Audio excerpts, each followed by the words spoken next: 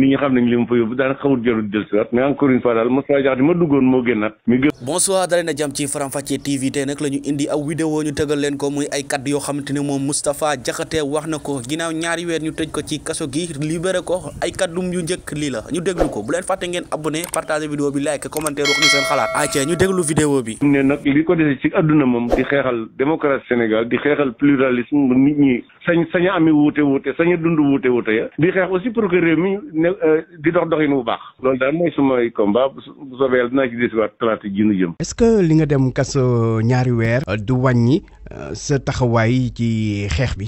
su ko doon wàññi du ma dem kaso. man day wax ne ñaari yëf rek mooy yëngal say mbir wala boog ñett bu njëkk ba mooy yonent bi daa wax ne ku gis lu bon noppi ca saytaane su mu nga dafa su ma ko yéene doon ki nga xam ne aussi moom a yar ci di mooy Cheikh Anta Diop daa wax ne boo gisee saw askan jaarle ko yoon mu koy sànq sañatoo noppi sañatoo maandu beneen bi ci des mooy sama jàpp naa ne kenn ku ne Sénégalais bu ne daa war a nekk yitteem Sénégal jàpp yoonu baax woowu nag lu bokk lépp lu koy luy tax ñu mën koo aar man loolu dinaa ci wax encore une fois tey laa gën a gëm loolu tey laa gën a am détermination et je crois que li ñu daañu ci xam dara fii ak salaat bu soobee yàlla. Je suis sorti comme j'étais rentré en très bonne santé et comme aussi avant mon entrée en prison.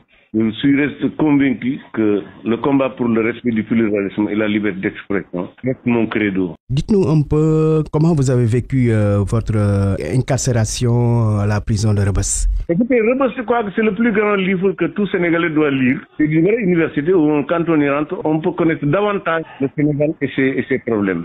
Moi, j'y reviendrai dans les détails. Mais de mon point de vue, un séjour à Rebeuss, même s'il fallait payer pour le faire, il faut y aller. Parce que je crois que c'est l'une des plus grandes universités du Sénégal. Pour connaître le Sénégal, les difficultés, les inégalités, les injustices que vit le pays. Je crois que vraiment, j'ai beaucoup appris là-bas. Donc, cette épreuve n'entame en rien votre détermination et votre engagement politique? Pas du tout. Non, ça reste encore beaucoup plus fort parce que moi, mon combat, c'est pour, comme je vous l'ai dit tout à l'heure, le combat pour la défense du pluralisme et de la liberté d'expression, autrement de la démocratie, l'état de droit et la bonne gouvernance du pays. Et malheureusement, bon, je reviendrai sur tout ça. En tout cas, je suis encore plus que jamais déterminé à continuer à consacrer ma vie à la défense du Sénégal et des Sénégalais.